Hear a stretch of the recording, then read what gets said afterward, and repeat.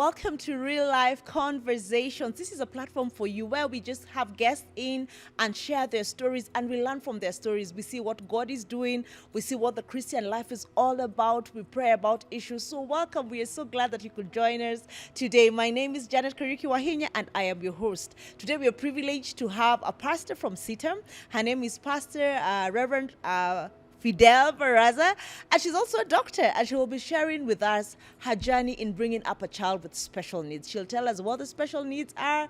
We'll just start from the beginning, and then we'll just see the journey and learn from it. And we are so honored, Pastor Fidel, that you could come today and just share something that is very personal, very close to your heart. So I'll just allow you to introduce yourself, to say hi to everybody who's gonna be joining us, who's gonna be watching it right now or in the future, and then we'll go on from there. Karibu sana. Thank you, Reverend Janet. My name is Reverend Dr. Fidel Adabaraza. Yes, I hold a PhD in education, Doctor of Philosophy in Education, with emphasis in child development and family studies. I have served with CITAM for the last 17 years. Wow, I joined CITAM 17. in 2006 as an intern pastor and was taken on a board full-time as a children's pastor in 2007 to date. Oh wow, Yes. those are many years. That's a lifetime, a working lifetime. That is amazing to know. Yes. All right, so today you get to share with us the story of your beautiful daughter. My beautiful daughter, Yeah. Rosiella Miracle. All right. Rosiella means my secret is God, and yes, her journey is a miracle, as her name goes. Rosiella was born in 2010. She's twin too. She is a twin. She had a twin sister, Leah Blessing, who went to be with the Lord 3 weeks after their birth. They were born prematurely.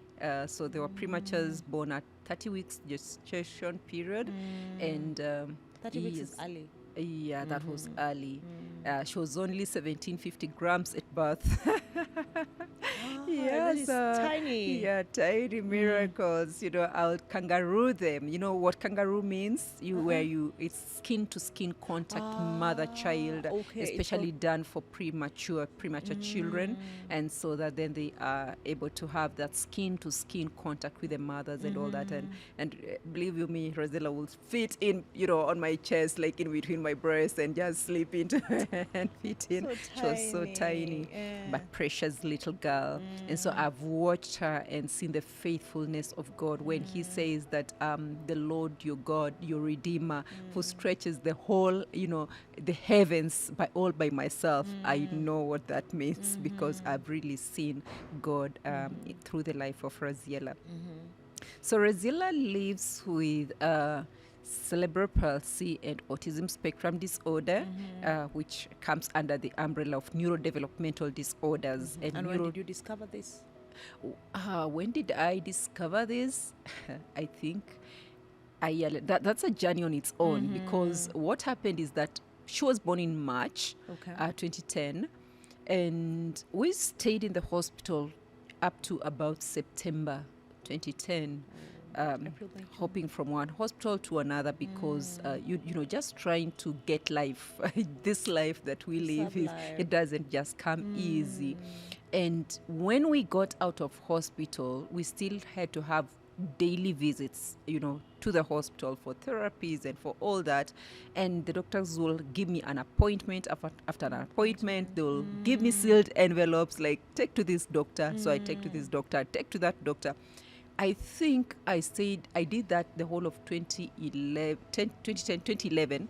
She was born in 2012. 2010. Okay. In 2012, I was given a sealed envelope to take to a particular doctor.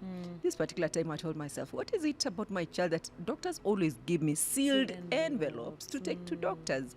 So I decided to open up the envelope and just find out about, what it was all about.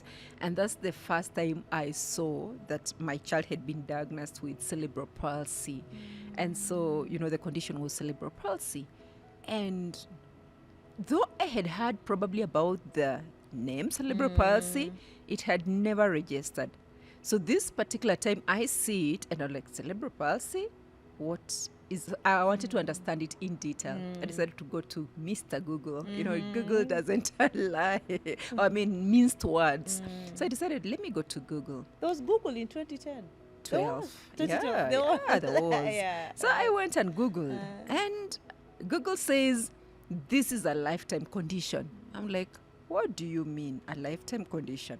And of course, the description that Google gave scared me out of my skin. I was like, what? How? Where do I begin? But you see, at that particular time, my daughter, even though I was with her, none of her joints was actually like holding and all that. Her entire body was myopic, so that, like, you couldn't, the way you try to even jump your child on your laps and all that, my child's joints couldn't hold. Her head had not held, her neck had not held. I had to support her head, like, really, anytime I'm carrying her, support the head. The head is the heaviest organ on somebody's body. Support her head and all that. And so I was like, my child could not sit even at that particular time. So we were How still old doing is therapies she and at all this that. point? That is 2010. Almost Yeah, 2 years. almost 2 years we're Okay. talking about. Oh, she yeah. couldn't sit. Yeah, she couldn't sit, she couldn't stand, she couldn't do anything. She couldn't Okay. really even respond. She couldn't even recognize me, so to speak, or so I think, because she was just emotionless. Whether I was in a room or not in a room, it didn't change anything in around her. So I couldn't tell whether she knew I was her mother or not. Yeah. Was and she all that. crying a lot? Well, kinda, in a way, not much at that particular time, but Okay. yes, in a way, but Okay. yes, yeah. All right. So many trips to the hospital. And how are you managing not work? even so many. It was daily Daily. trips. It was daily trips. Yeah. How did you manage work? It was hard because even in the midst of ministry and work, it was a challenge because you see, I was coming from a child who isn't well, and I have daily trips to the hospital, emotionally draining as a person, to me as an individual and all that. But then still, as a pastor, people expected me to be there for them and still execute my duties and still attend to them and still be able to counsel Pray with for them them, and give them a counsel, listening visit. ear and probably visit the ones who are bereaved, visit the ones who are sick and all that. But of course, at some point it was hard balancing all that. And yeah, but I think looking back, it was just God. When our backs were against the wall, it's only by the grace of God. I can't tell how He did it and how I did How you it. I don't know how I managed, but somehow, somewhat, I was still a pastor and I was still taking care of my daughter. Yeah. All right. Several years down the line, how did that progress? Now you have a child who's can't stand, can't walk. Did she get to stand and walk eventually? So how was the Oh journey? yeah, she did. She was able to come through that. But then again, working with our journey has always been a journey with the doctors, and we don't work with one doctor at any given time. We have several doctors around us, and so how we have managed this is that we work with the doctors, particular people in specific areas guiding us and all that. And so at such an early age, I think in 2013, the neurologist then said that she needed to go to school. And so I was like, this child to go to school at this early age and all that. Was it even in 2013 or it's the same 2012? 2012. 2 Like, years. Yes, years, yeah. yeah. She began, let her go to school. So I was like, the child can't sit well, the child can't make sense of anything. How do I take her to school and all that? And the neurologist was like, yeah, at times, when she goes to school, she'll be challenged by the other children, and then she'll be able to put in effort and all that. But of course, remember, we were doing occupational therapy. So we had daily occupational therapies, but then again, they prescribed for her to go to school very early. So her going to school was medically prescribed. It wasn't that just like Fidel, wake up, take your child to school. It was a medical prescription. School to come into the picture as part of medical management.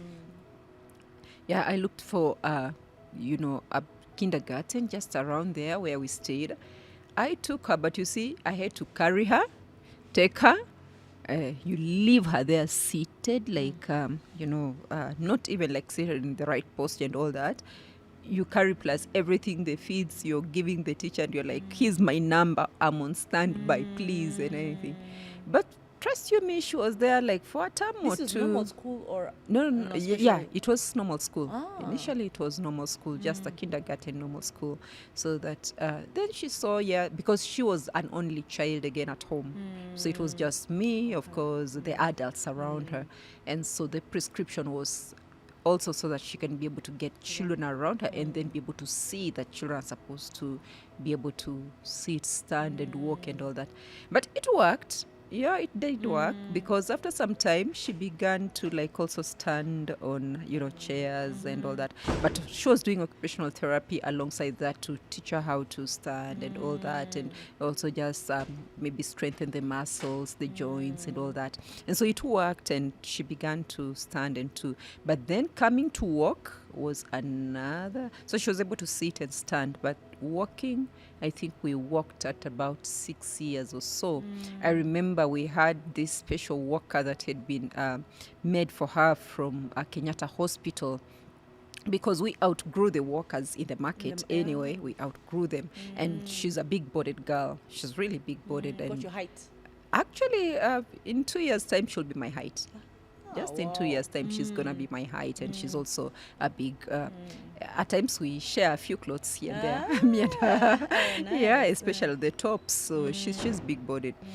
And so we outgrew the workers in the market, and so we had to get a specialized one from Kenyatta Hospital.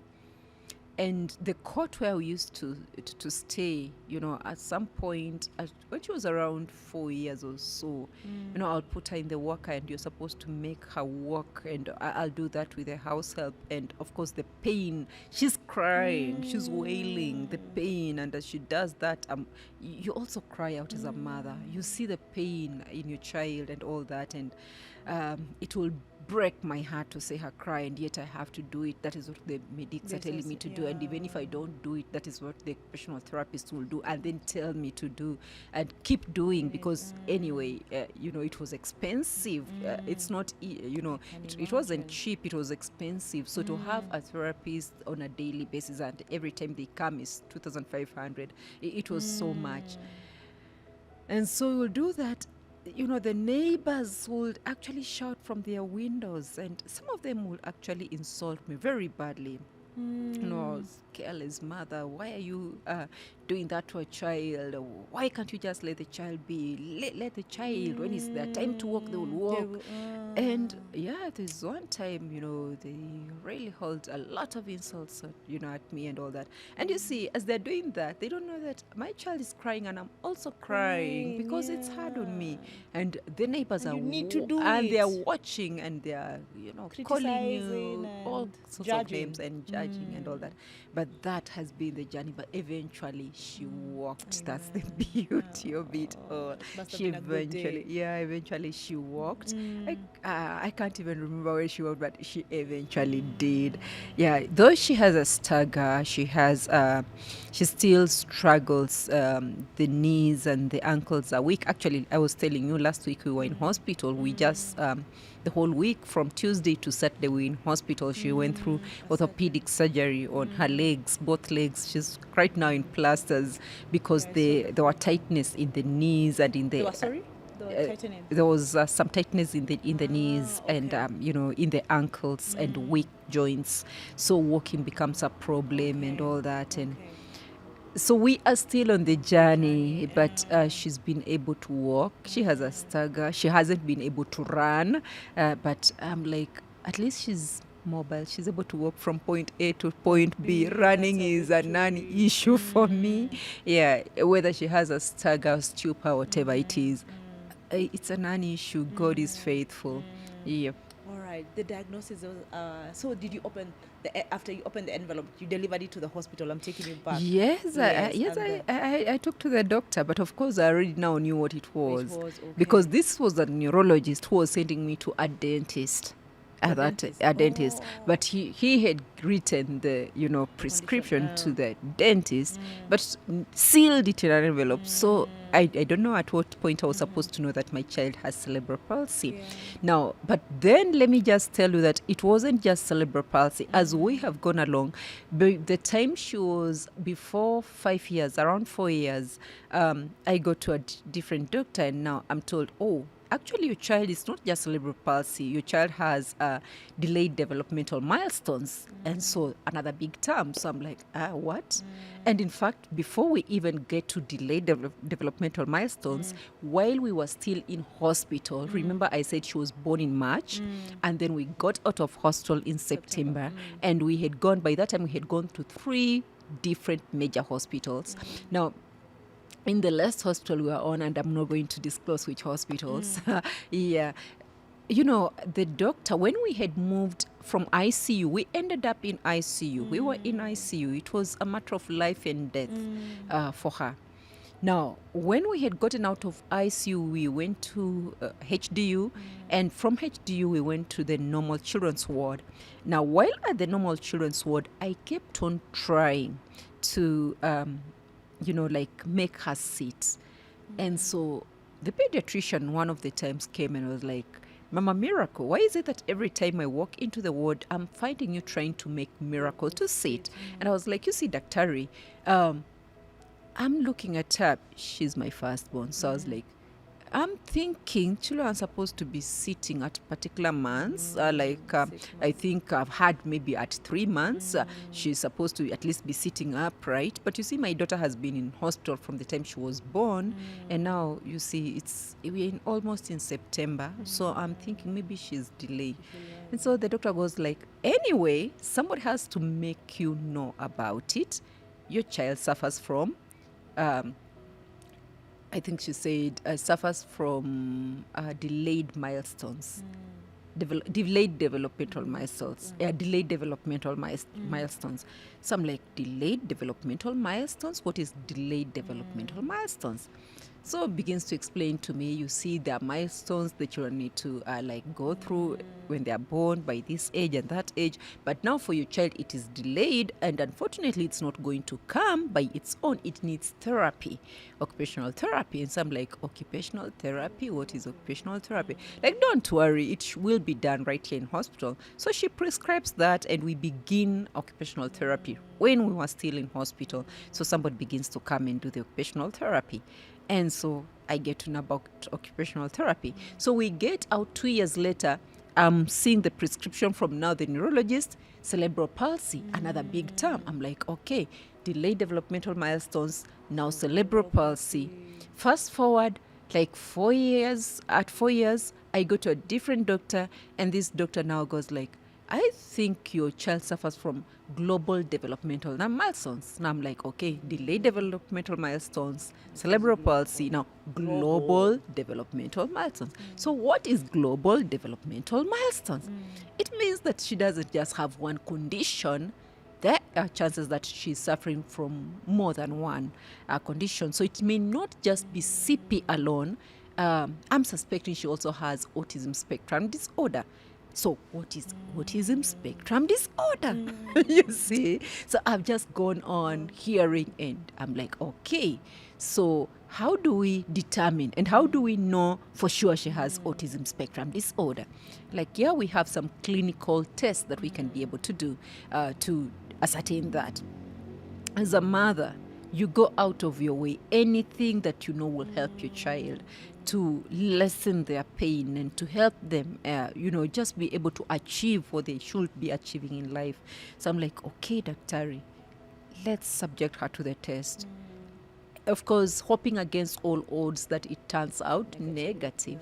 But then it turns out positive, but mildly. So it's like, okay, it's mild, but she's on the spectrum for sure. So I'm like, okay, so she has cerebral palsy and she has autism. Yes, so global developmental delays there. I'm like, all right, so we begin. So we are now managing 2 conditions at this particular time. And how are we managing the conditions? We are managing them medically with the doctors you are managing them with the teachers. Remember, she was taken to school, so she's still in yeah. school, and the teachers don't even understand, her condition and all that. They're also trying. And special needs institutions, if you go to the public ones, they don't have the facilities, they don't have the infrastructure, there are no human resource for the same. You go to the private ones, and I'm telling you, they are way out of the normal, Kenyan economy, economic standards and all that. Now you go to the normal schools. We tried. At some point I said, I cannot even, afford the privates, the private ones or the public ones. It just can't work. It will make her regress. Let me try to just go to the normal schools. We go and we knock doors, and the doors are shut on us. Like, no, we cannot take her in. Is she able to feed herself? No. Is she able to stay alone without a minder? No. Is she able to take herself to the washroom? No. No, we cannot take her in. And so we have been rejected in a number of schools. Went to a number of schools, they said no. So we said, okay, we cannot, it only means we either stay at home or something has to be done. So the only option we had was to look for probably a good school, but private school. And I can tell you the costs are way expensive. And then of course now managing with the clinicians, the therapists. So we have the doctors, professional doctors, then we have the therapists on the side, then we have the schools that we have to work with the teachers. So I'm trying to show you the link, and we all work together. And then the home aspect of it, the home care and nutrition, you also manage it with nutrition and all that. So that has then been our work, how we have been able to work with her as we go along up to that, and just going step by step, systematic by systematic, and holding her hand as we go along. And we achieve things. They delay, some come, we achieve them. And so even though we are 13 years chronologically, that is our chronological age, developmentally we are at different, stages. There are aspects where we will be maybe we are still in is it toddler stage, because my child is yet to achieve her speech. So she is nonverbal. But does she understand when you talk? Yeah, she has receptive language. So she understands. When you talk to her, she understands and all that. She has receptive language, but she doesn't have expressive language. And so we have tried, and we are still continuing to try, with speech therapy. We have been doing speech therapy for a while, and we continue. But I think at this particular age and time, the option I have is also to explore sign language. And so that then, because what is communication? Communication is somebody to be able to express themselves and receive information, be able to process it, and then express themselves. And so we have tried to give her, and humanly speaking, we are trying to do the speech therapies and all that, to see what she can be able to attain. But it's proving difficult. We still believe in a God who performs miracles, and a God who says, I'm the one who gives man their mouth. And I still believe in a God who says, out of the mouth of babes is ordained praises. And I'm still calling on to the God and saying, God, even out of the mouth of this particular girl, she's gonna, be able to raise praises unto you, and she won't praise you in the grave. She's gonna praise you here on earth, because her voice is needed here. But while at that, I think it's also good for me to be able to empower her. And so God enabling, God helping as funds help. As again I said, it's very expensive. Some of these things you are not just able to do them like this and that. You know about them, but then you have to schedule and when possible. And so now my next schedule bucket, item on the bucket to go for is to empower her with sign language, so that then she's able to express herself, because she's a brilliant girl again. She knows she'll want to talk and express herself, but then she's very limited, yes, in her expressions. Yeah. That is a journey of miracle. That's the journey of miracle. But then again, as I said just before, Yeah. you know, that is one aspect. But then there are other places, maybe she's not at to, Okay. you know, there are other places where she should be like a 6-year-old. There are places where she's 8. But there are places once in a while where I know she's actually a 13-year-old. Oh, yeah. And she'll express herself like, if you dress smartly, Miracle will come to you and she'll be like, you're smart. Even herself, you know, she'll be like, you know, she can know if you have bought her something new, she'll go for the new one and she'll tell you it's smart or it's not smart.